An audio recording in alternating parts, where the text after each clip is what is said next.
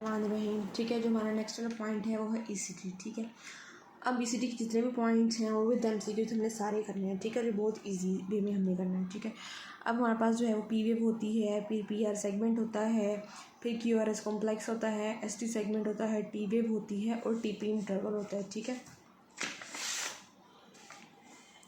P wave है, Q R S है, ठीक है, और फिर एस टी सेगमेंट होता है। ठीक है, एक पी आर इंटरवल होता है, एक पी आर सेगमेंट होता है।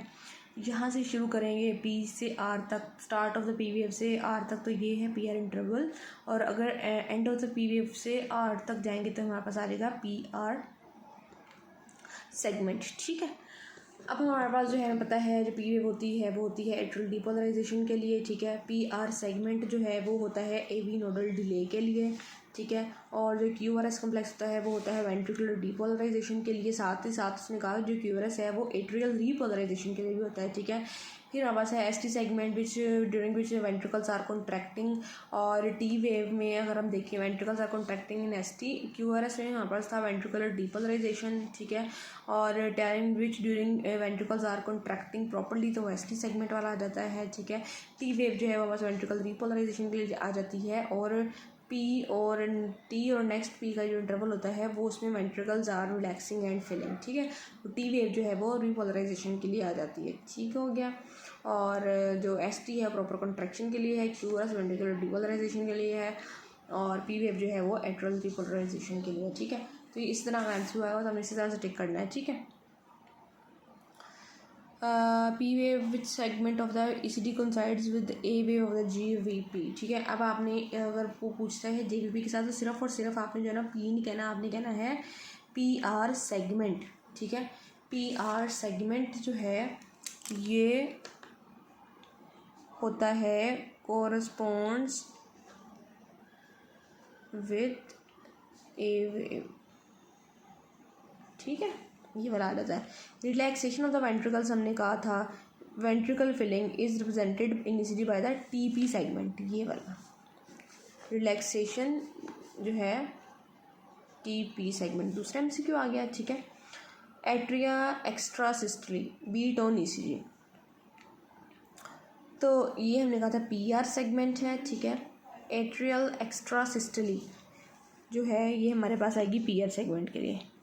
Atrial extra systole P A होती है कॉन्ट्रैक्शन में। अगर पी आर सेगमेंट हमारे पास जो है वो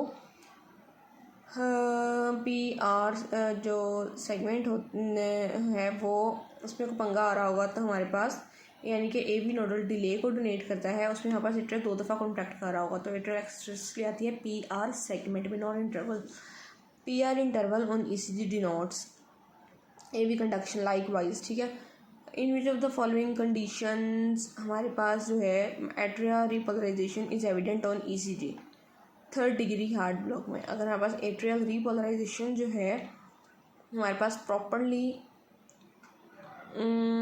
शो हो रही हो, जो कि आएगी विद क्यू आर एस। ठीक है, तो हमारे पास आती है 3rd डिग्री हार्ट ब्लॉक में। ठीक है, P R interval on E C G shows time taken from atrial depolarisation to the ventricles repolarization starts. ठीक है, तो पी और जो है वो क्यू आर एस है, पी एट्रियल डिपोलराइजेशन होती है, Q R S ventricular depolarization होती है। पी आर जो इंटरवल आता है ये आता है हमारे पास के दोनों डिपोलराइज हो जाए और बाद में जो है वेंट्रिकल रिपोलराइजेशन की स्टार्ट हो जाए, तो उसमें हमारे पास पी आर इंटरवल आती है। ठीक है, पार्ट ऑफ इसी from end of P wave to start of, तो ये हमारे पास है सेगमेंट जो कि एंड ऑफ पी वेव से आता है।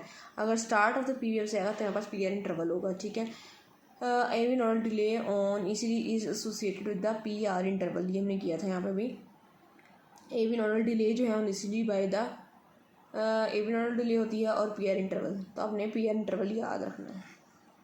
ठीक है, even A V conduction velocity is slow down what will be seen, जब A V conduction velocity slow हो जाएगी तो हमारे पास क्या आएगा, इंक्रीज्ड पी आर इंटरवल आएगा। ठीक है, ए वी नोडल डिले की वजह से पी आर इंटरवल ज़्यादा आएगा। ठीक है, decreased A V nodal conduction velocity is represented by as the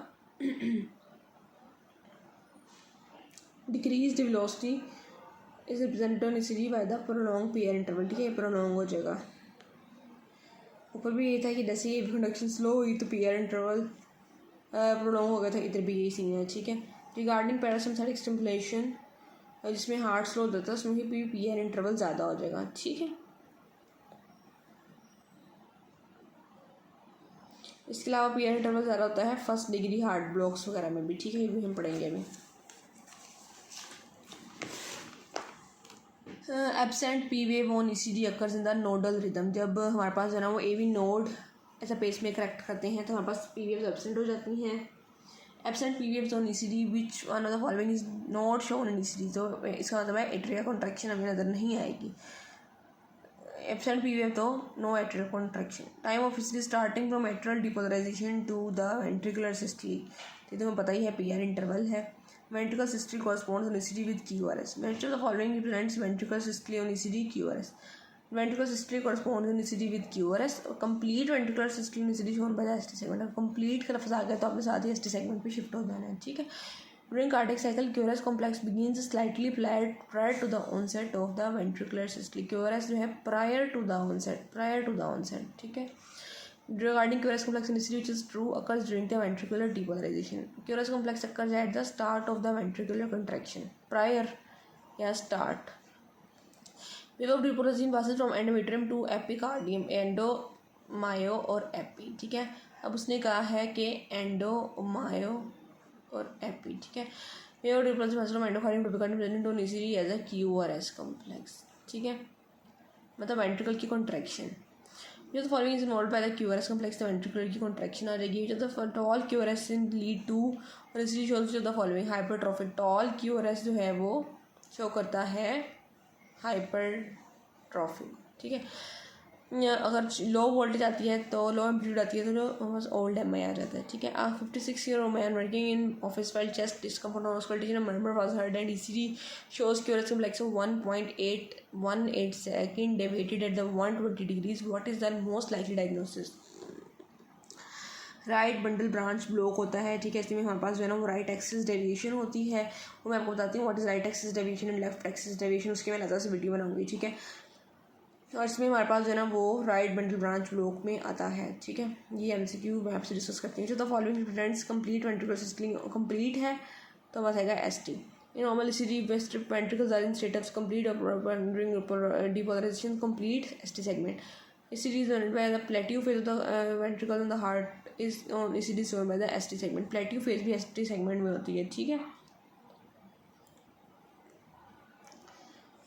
acute myocardial ECG ST elevation आ जाती है। Maximum calcium influx during which phase of the ST segment में, in which phase there is maximum amount of calcium in the ST segment. The only characteristic finding in ECG acute MI is displacement of ST segments in the leads overlying the EF node. The P wave on the normal ECG is associated with the atrial depolarization. The T wave on the ECG occurs during repolarization of the T wave on the ECG during repolarization of the ventricle. Onset of the ventricle systole coincides with peak of the R wave in the ECG, ठीक है। onset of the ventricle और R wave. TP segment relaxation of the ventricles, TP segment है। ECG recording is during partly depolarization. Different blockers of the heart to produce waves in the ECG when the heart is partially depolarized and partially polarized. Plus minus situation. This is not graphic representation of ECG on ECG S node. Regarding myocardium, ECG doesn't record the following electrical activity present in the SA node. SA node की कोई जो है ना वो representation नहीं है in the ECG, ठीक है। बाकी आगे हाइपरकलीमिया में हमारे पास टॉल पीक टी वेव्स आ जाएंगी और PR इंटरवल प्रोलॉन्ग हो जाता है and disappearance of the P wave and finally degeneration of the QRS complex to a sine wave pattern. Sine wave QRS degenerate हो जाएगा और साइन वेव पैटर्न सा एक बन जाता है, ठीक है। एंड वेंट्रिकुलर एसिस्टली और फिब्रिलेशन, वेंट्रिकल्स कॉन्ट्रैक्ट नहीं करेंगे, फिब्रिलेशन आ जाएगी, इसलिए अब साइन वेव पैटर्न आता है। डीजनरेशन ऑफ द QRS आ जाता है, prolongation of the PR interval आ जाती है और P वेव भी नहीं आती, ठीक है। हाइपर में हमारे पास इन्वर्टेड T वेव आती है और प्रोमिनेंट U वेव्स आ जाती हैं और साथ में ST सेगमेंट डिप्रेस हुआ है, ठीक है। हाइपोकैल्सीमिया में हमारे पास क्यूटी जो है हाइपो है तो वो प्रोलॉन्ग हो जाएगा, हाइपर में शॉर्ट हो जाता है, ठीक है। क्यूटी इंटरवल जो है short in hypocalcemia, prolong in prolong QT in the hypocalcemia. हम एंटीरिथमिक्स दें, एंटीबायोटिक्स दें, एंटीसाइकोटिक्स देते हैं, एंटी डिप्रेसेंट्स देते हैं, एंटीमेटिक्स देते हैं, ठीक है। इस आते हैं एंटीरिथमिक्स, एंटीबायोटिक्स, एंटीसाइकोटिक्स, एंटी डिप्रेसेंट्स और antiemetics. Hypokalaemia and hypocalcaemia will not be correct without magnesium correction, ठीक है।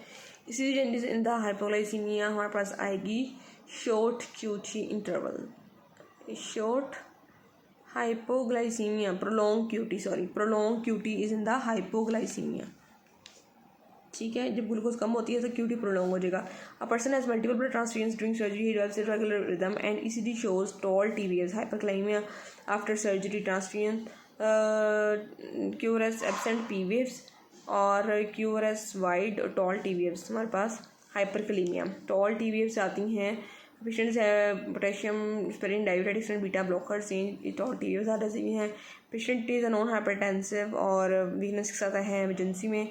हाइपरटेंसिव भी है, includes potassium sparing diabetics and S inhibitors laboratory.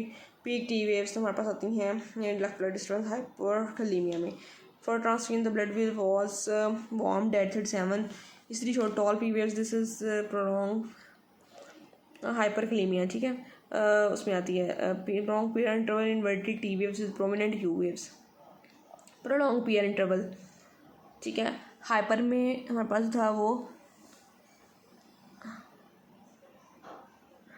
उसमें भी था प्रोलॉन्ग पीरियड इंटरवल। अगर डिप्रेस्ड टेस्टिस सेगमेंट और प्रोमिनेंट यू वेव्स आएंगी तो हमारे पास हाइपोकाइमिया आता है, ठीक है। हाँ, patient with prominent U waves, inverted T waves and prolong period interval hypokalaemia, ठीक है। हार्ट सिंकिंग है तो हमारे पास लो टी वेव है, हाइपोकाइमिया। अब पेशेंट्स को मिलता है muscular weakness, constipation, sinking of heart, this decrease amplitude of the T waves therefore caused hypokalaemia. Decreased amplitude of patient feels weakness and heart sinking down with this decreased amplitude of T waves. What is the condition to hypocalcemia plus hypokalemia? U waves on the ECG and the hypokalemia U wave मैं आपको दिखा देती हूँ, ठीक है। The most prominent feature of the hypokalemia is U wave. ECG of patient in shows prolonged period interval inverted T waves is prominent U waves hypokalemia, ठीक है। U wave ना T wave के बाद में आ रही होती है एंड पे करके। PQRST और फिर आई थिंक इस तरह से यू वेव आती है, ठीक है। आपने खुद भी देखना है। इसीलिए patient with sinking of heart in shows prolong period interval inverted T waves prominent U waves hypokalaemia. U wave in this is due to slow repolarisation of the papillary muscles, very important. Hypokalaemia की वजह से depressed T waves आती हैं, depressed T waves hypokalaemia, low potassium कम और उससे गई वो जो है हमारे पास T wave difference. Direct consequence of severe magnesium deficiency will be हाइपोकाइमिया, magnesium कम तो पोटेशियम कम। नेक्स्ट पॉइंट नंबर 47 हम नेक्स्ट वीडियो में करेंगे इंशाल्लाह।